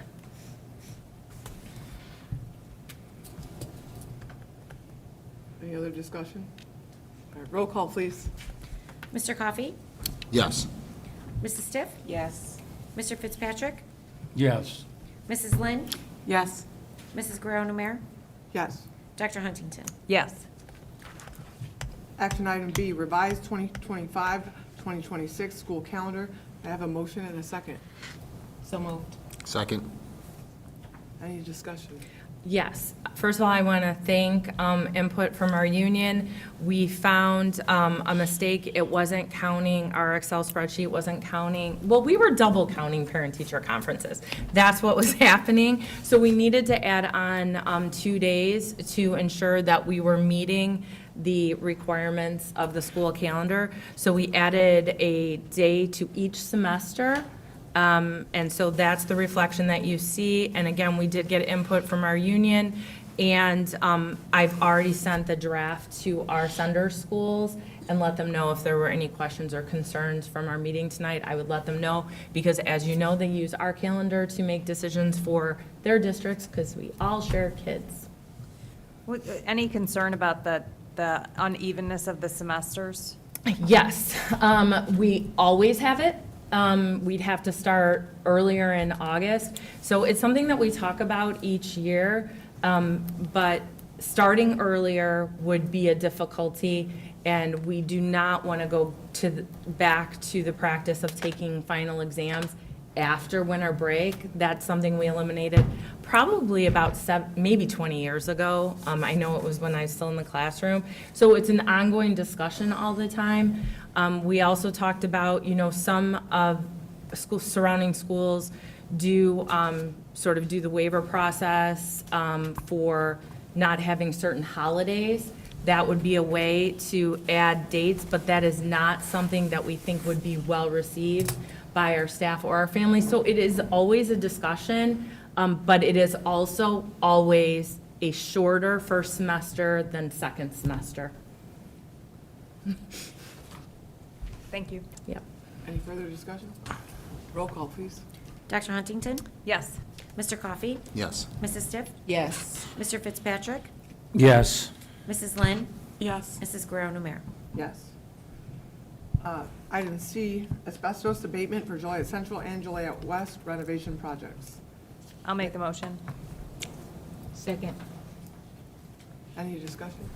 Yes, this recommendation is for asbestos abatement for Joliet Central and Joliet West summer 2025 renovation projects. If approved by the board, this work will be completed over spring break. Roll call, please. Mrs. Guerrero Numer? Yes. Dr. Huntington? Yes. Mr. Coffey? Yes. Mrs. Stiff? Yes. Mr. Fitzpatrick? Yes. Mrs. Lynn? Yes. Item D, Joliet Central and Joliet West construction projects. So moved. Second. Any discussion? Yes. We'll have Connie from Gilbane come up and give a quick summary on the Joliet Central and Joliet West construction projects for this summer. Connie, can you press the button till it turns green? Thank you so much. Got it. Yeah, so just a quick summary. At the last board meeting, we had an RTA for 11 bid packages on Joliet Central. So the Joliet Central RTA that you see today is for the remaining 11 bid packages for the Joliet Central work, the addition and the renovation work associated with that. So that will complete the contractor, subcontractor totals for that work. And then the other RTA is for Joliet West, for the renovation work there. That is 16 bid packages that we're asking for approval on today. There's one remaining bid package, and that is for the terrazzo work. We're expecting those bids in early February for approval at the next board meeting. Yes, and you can see as part of the memo, currently right now, we are trending under budget of about 1.9 million versus what was presented to the board at the beginning of the year. So that's great news. Any other discussion? Roll call, please. Mrs. Lynn?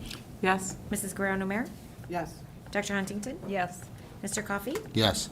Mrs. Stiff? Yes. Mr. Fitzpatrick? Yes. Item E, request of disposal. I'll make that motion. Second. Any discussion? Roll call, please. Mr. Fitzpatrick? Yes. Mrs. Lynn? Yes. Mrs. Guerrero Numer? Yes. Dr. Huntington? Yes. Mr. Coffey? Yes. Mrs. Stiff? Yes. All right, item E, approval of donations. So moved. Second.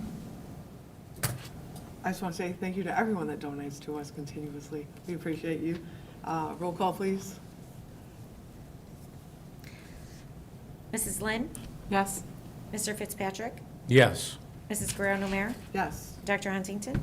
Yes. Mr. Coffey? Yes. Mrs. Stipp? Yes. Item G, position elimination recommendation.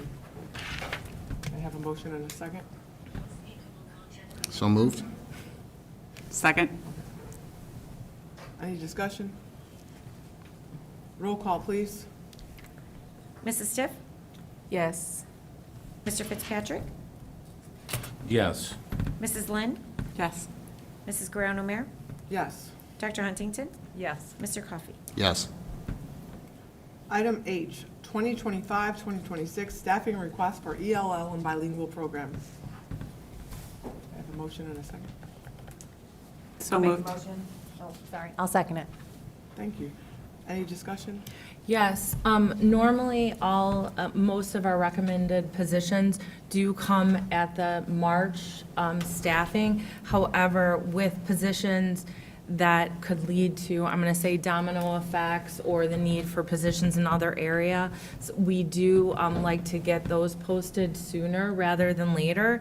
And so this is a need that we discussed and talked about as a team based on our numbers in really the EL program at both schools. The board is aware that we approved us to have an instructional coach for EL bilingual, as well as a social worker that's dedicated to EL bilingual at Joliet Central that was associated with our designation and the grant that we received. And that has since been, we're going to continue with that through EBF funding, but we also have the need at West Campus. So the elimination of the instructional technologist position would then lead us to be able to have an instructional coach in this area, and then an additional new position for a social worker. Can I ask just one question? Is there clerical support for the EL program in general? I know there's lots of paperwork that's involved with EL, data entry, as well as, or are we just using teaching staff to release them in order to get that paperwork and testing done? We have both. The answer would be both. We have office staff at the district level that support the director of multilingual services, but then the testing component of it is done by teachers at that level, and that input is done by the teachers at that level as well. They have release time. Right. I'm just curious, I'm just wondering if there's been any kind of consideration or thought. I mean, I know trying to staff and fill EL positions is difficult, and so I struggle with releasing them from classroom instruction for data management, right? So that entry, that Well, information. it is, but it's not just data management, because they have to give the test too. And so the test and how to give the test, they have to be able to do that in the 4 domains. So it's both. But with that being said, we are discussing, the recommendation for next year is an additional .2 release at Joliet Central because of the growing number. But we are doing an overall audit of how we're currently getting that work done to inform decisions for the future. And it may be that it's the best way to keep on doing it based on what the requirements are, but we are going to be looking at that. And so, and it's also important to note, though, some of the clerical responsibilities also lie in the registrar's office when we intake students in. So it is spread out with office staff support, and then I would say that's separate from the language surveys, if that makes sense, and the testing. It does. I think it's something that should be explored. And we actually did talk about it. Our recommendation for next year is to have the additional .2 because of the numbers, while we pull data to see if there might be a different recommendation for the 26-27 school year. Did I get that correct, team? Thank you. I'll keep my eye out. Yes. Thank you. Thank you for those questions. Any further discussion? Roll call, please. Mr. Coffey? Yes. Mrs. Stiff? Yes. Mr. Fitzpatrick? Yes. Mrs. Lynn? Yes. Mrs. Guerrero-Numer? Yes. Dr. Huntington? Yes. We will now move on to personnel reports, item I, and this will be, I will be requesting a motion and a second for items 1 through 12. So moved. Second? Any discussion? So are all the overloads now in? I know last month we talked about, there were overloads for Central, but we were waiting for numbers and staffing needs. Everything's in there? Okay. And just to answer, it is, and to provide context for the overloads, we do our 10-day count where we ensure that we're within our contractual limits. So we gather that data. That report will come to the board at the next meeting. So again, a lot of times, there's some movement because of the 10-day count. But then also, this year, there were some unique circumstances. What we've already done to ensure that we're recruiting as much as possible, we've already posted anticipated positions. Nothing will be finalized, but anticipated positions in both math, CTE specifically, industrial tech, and special education. Those have been posted, I believe, since after the December board meeting, to try and start that recruiting process as soon as possible. Then once things are finalized in March, we can move very quickly in those areas. But we're trying to get the message out where it's the hardest area to find. And I just want to add, we do have unfilled positions, and we appreciate our current staff absorbing those overloads, because we have 2 unfilled math positions at Central, a special ed position at Central unfilled, IT positions at both campuses unfilled. We did go down 1 overload at Pathways because some of our students that were within the campus were outplaced. And I also want to add in that I want to thank our staff who rarely ever say no to taking on a student teacher. And taking on student teachers and interns is really the best opportunity to recruit individuals into our district. And so our staff really always says yes, and we're thankful for that too. On this overload, do they fill in it after school or on their? It's during the school day, so plan period and that? it's either during their plan period, or our teachers are either on a 1 through 7 schedule or 2 through 8. So they either might take on an extended day and start earlier, or stay day, but it's still within the students' schedule, or it could be within their plan period.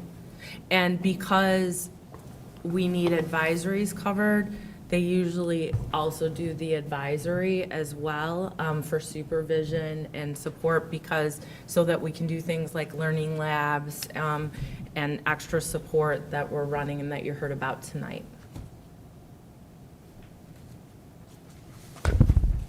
Any further discussion? And then, I need to do a roll call for this before, okay. May I please have roll call? Dr. Huntington? Yes. Mr. Coffey? Yes. Mrs. Stiff? Yes. Mr. Fitzpatrick? Yes. Mrs. Lynn? Yes. Mrs. Guerrero-Numer? Yes. And we're going to go on with Mr. Coffey on student discipline and recommendations, policy 719.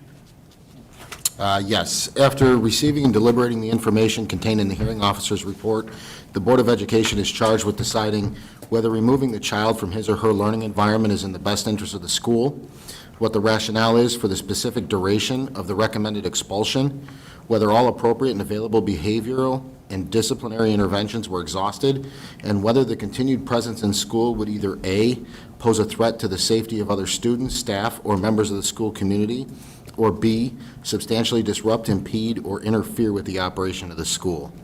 The Board of Education must then convene into public session to formally vote on the motion to expel if the expulsion is the consensus arrived at during executive session. I make a motion under case number W242510, recommending expulsion until January of 2026 and placement at Lincoln School. Have a second? Second. Roll call, please. Mrs. Guerrero-Namere? Yes. Dr. Huntington? Yes. Mr. Coffey? Yes.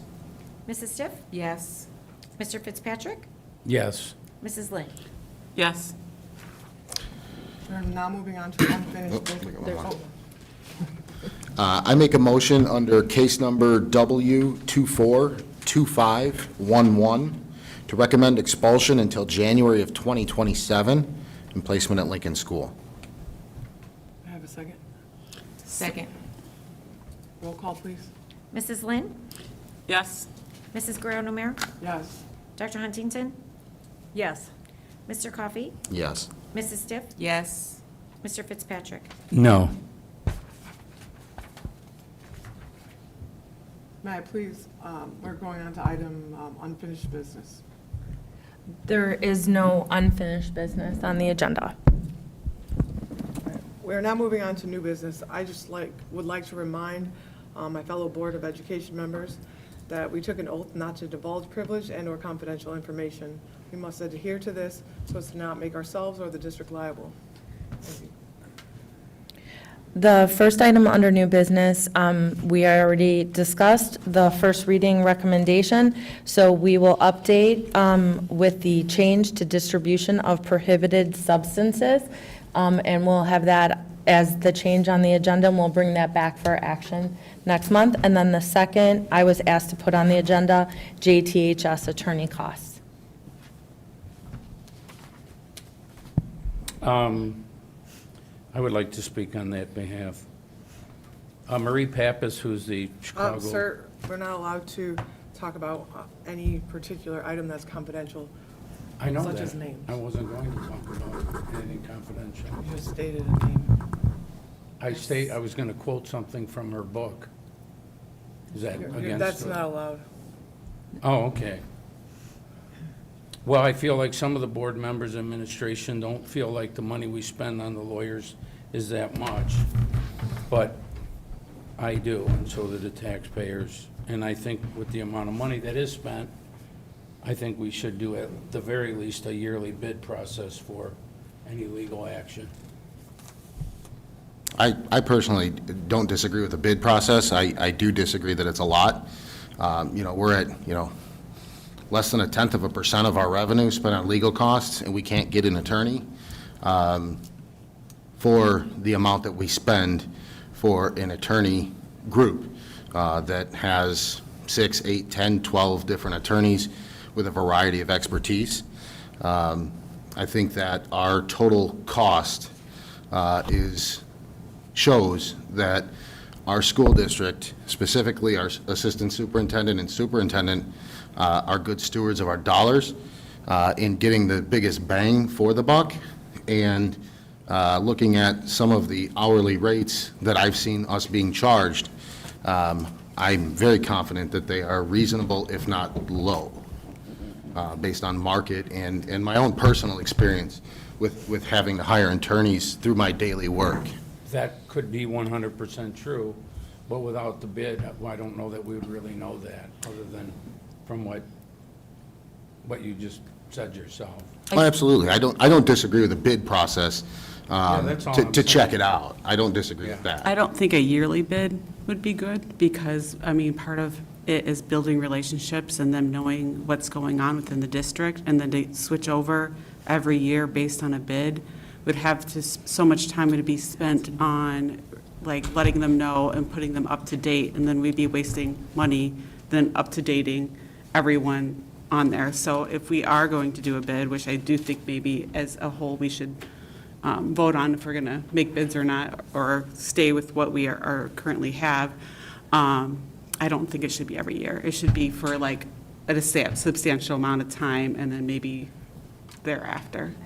Is there a contract with the attorney firm, or is it just the established, it's a per diem or per usage kind of fee? I believe it's per usage fee, but we can look into, I mean, we can report back to the board with all the information. I know we shared how much was spent last year as a district, and we don't just have one attorney firm. We have multiple that we utilize, and the board has voted to give us the authority to work with those attorneys. So that process is in place, but we can get more specific. And I think Chrissy's right. You know, when it comes to financial audits, it's a similar situation because you don't want a new financial auditor coming in and having to redo this thing every year.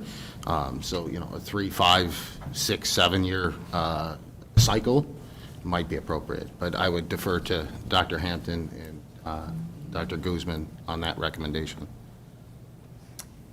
The other thing I'd like to say is, as for not being able to quote someone, Well, we don't want to break confidentiality. but that wasn't, it was a quote from a book. So I guess I need to see that in the board at another time, because Okay, I find that hard to believe. Okay, if you'd like to that quote I a book, I'm can't. sorry, I just want to make sure we don't break confidentiality, so I did, thank you.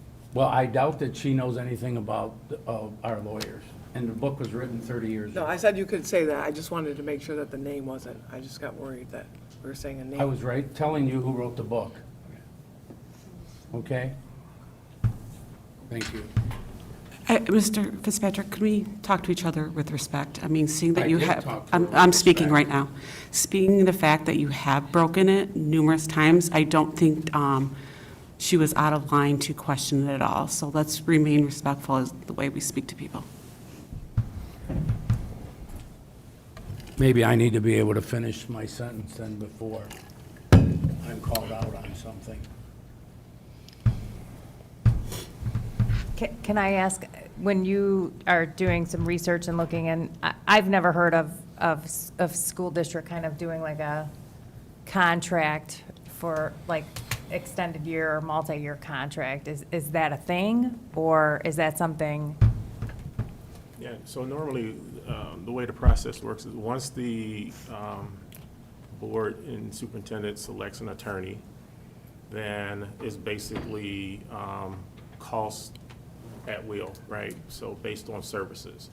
Normally, you go out to bid if you're not happy with your attorney and/or contractor in this case, right? Because it's considered services.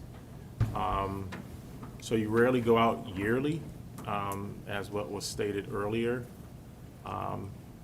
Sometimes we do a survey to determine like what other districts are paying.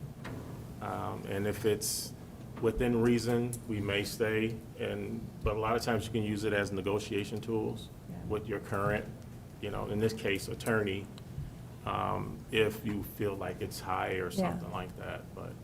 I've seen other districts like add additional attorneys, right, like, or attorney firms, right? Like, so maybe the board would look at other options and would have a second attorney firm, but I've never seen like a bid out Yeah. for a firm. Yeah, it's rare that you bid out. And everything depends on the firm that you have and expertise that's within that firm.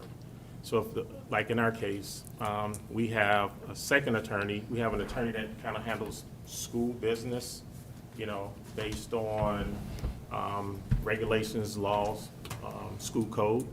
Then we also have a second attorney that assists us with all of our property tax appeals, contracts associated with taxes and abatements. So we do have a separate firm that does that for us also. Is that because the main firm doesn't do that work, or it was just established? Well, it's, the other firm, in this case, they also do the other work. The firm that we use for taxes and abatements is a local law firm that's had relationships with the district for over 40 years, and they've done an excellent job. And so that's how that relationship has evolved over time. They have the history. Yes. And that's part of the work Yes. with our attorneys, is the history, the past discussions, and what we've done, and the guidance we've gotten in the past, because we know what that guidance is, and then we can move forward with that guidance because it was from those attorneys. I guess I have no issue with multiple attorney firms. I guess that's what I'm trying to get at. I think it gives you a little bit of an opportunity or an option to get a different perspective, or you could even consult with the other one, like, hey, this guy's making this recommendation. Maybe I want to talk to somebody in this attorney firm to get some confirmation, or just those kind of things. If you have those established partnerships already, you could do those things. So I'm just wondering if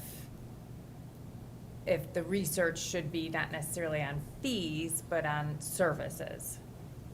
And if the board would consider or like to consider an additional attorney, maybe firm, to provide services at will. I will say this, the current firm that we utilize, there hasn't been any issue that they can't address, that they have the expertise within their firm. And they've probably been around for over 55, 60 years. And some of the other things, just the history, we do consult with our attorneys with negotiations. They've been working with us directly on many negotiations, which some of you have too. So that history is there as well with that knowledge base. And I've interacted with our current main firm on numerous occasions, including negotiations, and found them to be very professional, knowledgeable, and easy to work with. And as I stated, from my professional life, their fees are pretty reasonable.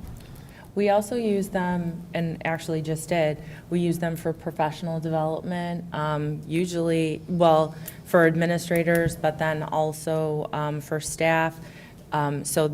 Recently, on the last Institute Day, they came in and worked with our deans, counselors, social workers, psychologists, and different attorneys from the firm. We've also had, at the start of the school year, we had a presentation on Title IX and the requirements, face law and things like that. So we've had that relationship too. And I've had members of our union that asked for our attorneys to come out. So they've been well received in those types of presentations too, from staff. But we certainly can look into whatever the board would like us to look into.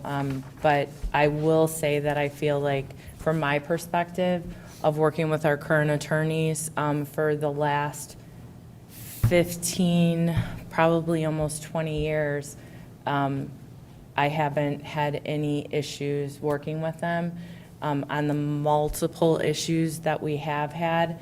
And then our local attorneys too, I worked very closely with them on some appeals that are still in place that we, can't talk about.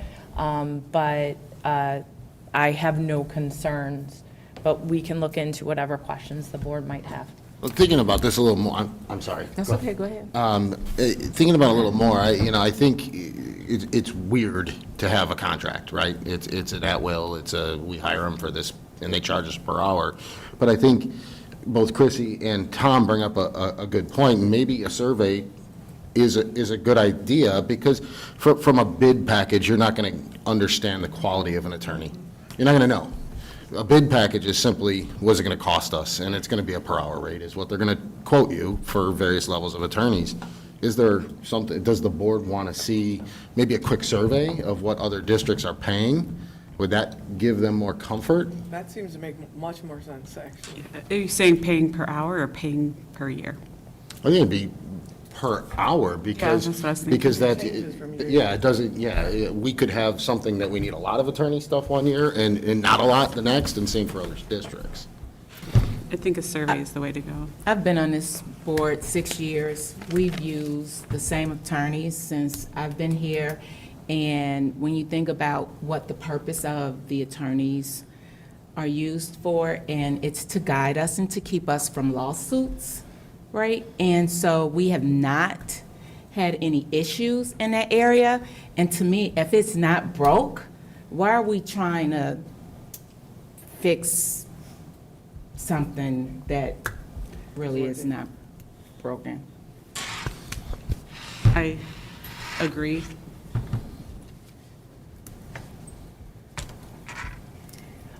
Any further discussion?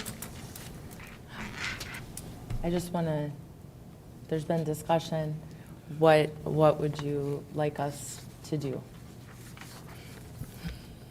Would you like us to survey the hourly rate and cost? I mean, we can put that out to see what other districts are paying hourly to get that information, if that's something that you're Get a saying. general idea, but you're not gonna get specifics. I mean, there's gonna be different factors that are gonna be considered in that, right? Like the years of experience that this attorney is, you know, they charge different rates. So I would be interested in just seeing, but I don't think it should take priority over other work. I tend to agree with that, and it keeps our current firm honest, and it ensures that we're continuing to be good stewards of the dollars that the taxpayers have given us.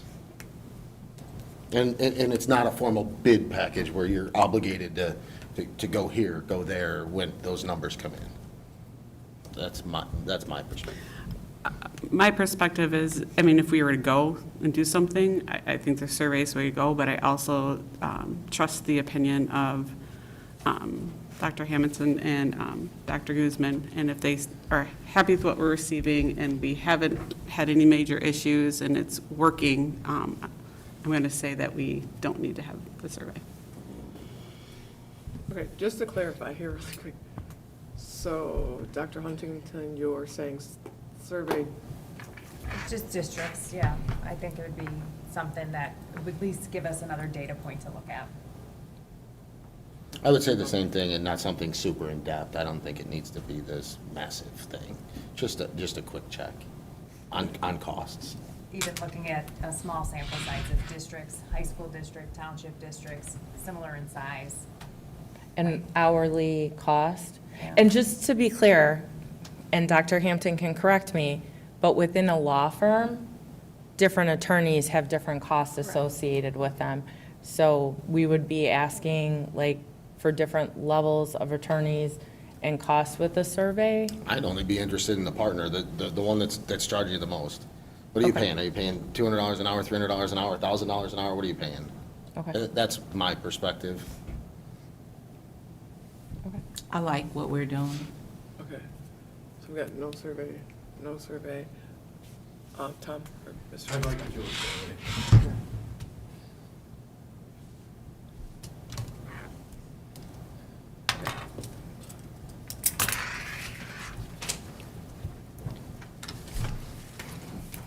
I think a small sample size and something that wasn't extensive would probably meet the needs of all.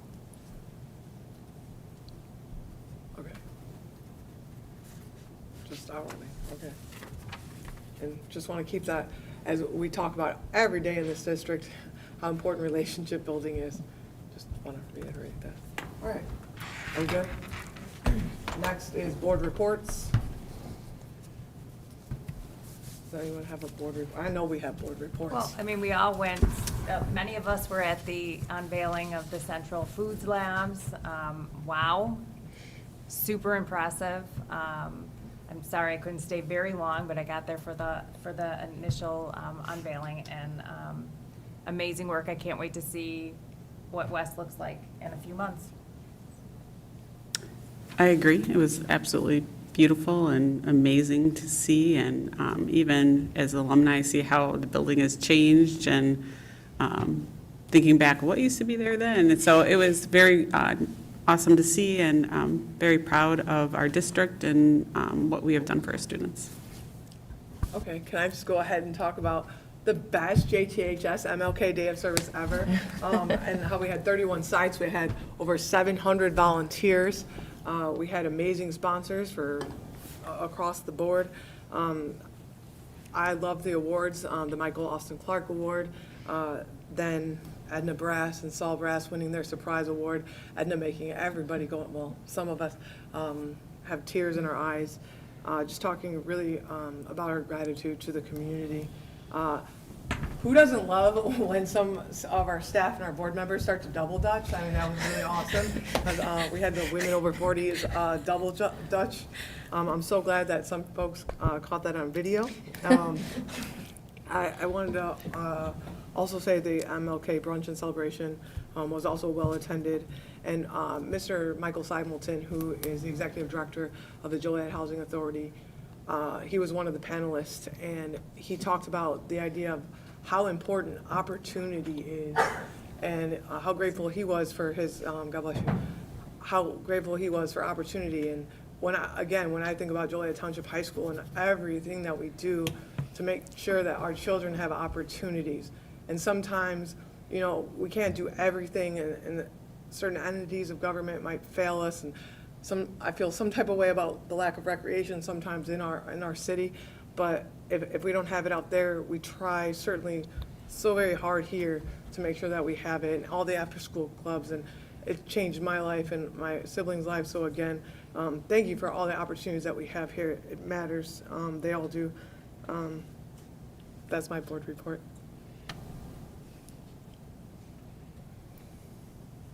All right, and we have nothing else. Do we have any public comment, Ms. Rico? No, ma'am. I do have some announcements. We if do we have can. some announcements, though. If that's okay. Yes. I would just want to reiterate, awesome weekend, wonderful brunch, and also MLK Day. Obviously, thanking our staff, Christine, the co-chair, and there were a lot of staff, but Tanya's here tonight, that helped out, so the planning committee too. It was a really wonderful day, and people stayed. They came at the beginning and they stayed till the end. So, and I got to do service projects with some students. It was great, and they got to hear how school is determined to be an e-learning day. And I told them they better none of them put it on Instagram and wait for the announcement to go out. So some of the students did know a little earlier yesterday because I might have been multitasking. But they were great, and then they were really excited with the rest of the project time. Also, I want to thank our staff for a great Institute Day. We had tracks, so Diane and the team, nice job with that. And then we have some, Christine said to me today, all right, now we're on State of the District. So we finish one event and we don't just start another, but there's three. So we have tomorrow night, our freshman preview night at both campuses for our class of, do I have this right, 2029? And so is it 6 o'clock at both campuses? It was awesome last year, so I would encourage board members to attend. It was very well attended. I'm sure it will be this year. So thank you to our building leadership teams for, I know, the outstanding work they did. So that's tomorrow. We have State of the District at Joliet Central on February 5th.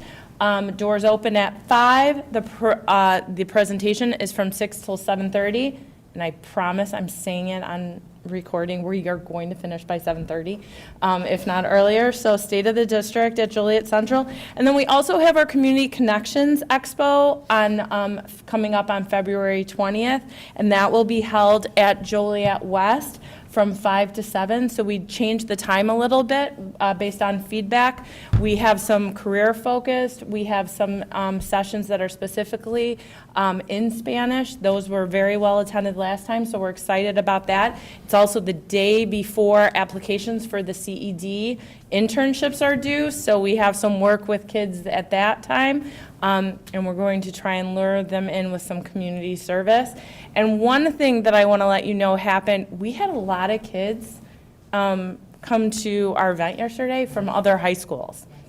And so I know, Christine, we were filling out service for IMSA, Lincoln Way, Plainfield, and Manuka. So there were a lot of kids. It was very cool from other schools that were there yesterday too.